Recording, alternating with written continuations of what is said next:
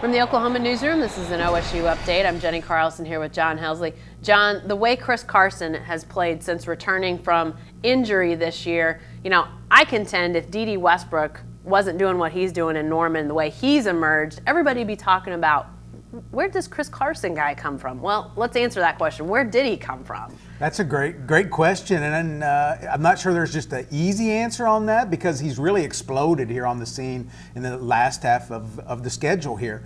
Early on, he was doing some good things for the team, got hurt, missed a few games, and came back, and it's like he's a new man. And I think there was a little bit of an awakening for him that, hey, I've only got a few games left in my college career. He would like to play in the NFL. That was his dream coming to OSU in the beginning. And so I think he felt like, hey, it's time for me to show some things, and dang it, he's done that. Mike Gundy said during his press conference on Monday that prior to this injury earlier this year, he thought Carson was playing well, and yet they were in the running back by committee at that point. So he wasn't playing well enough to be the obvious guy. Now we see him run over two guys on the same play at TCU.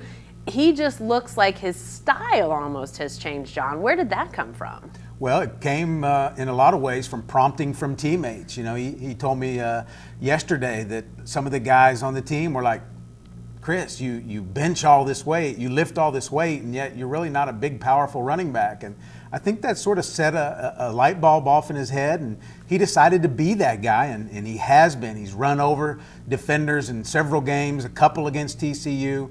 It's really added an element to not only his game, but to OSU's running game. Lastly, heading into Bedlam on Saturday, everybody sees Oklahoma's secondary can be susceptible to big plays. James Washington, Chris Lacey, on down the list of Cowboy receivers, but you got to have some run game. How important is Chris Carson? And we'll throw in Justice Hill because those two guys have really been two-headed out of the backfield. How important are these guys to what OSU will do on Saturday?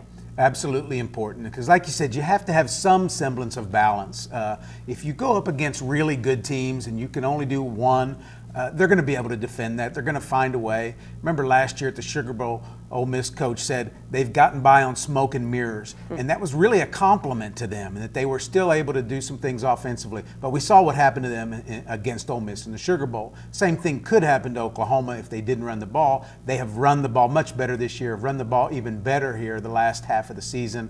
I think it's going to be a big part of the offense on Saturday. All right, we'll see how it goes Saturday. Kickoff at 11:30 down in Norman. Be sure to stay with the best coverage team anywhere at newsok.com and every day in the Oklahoman.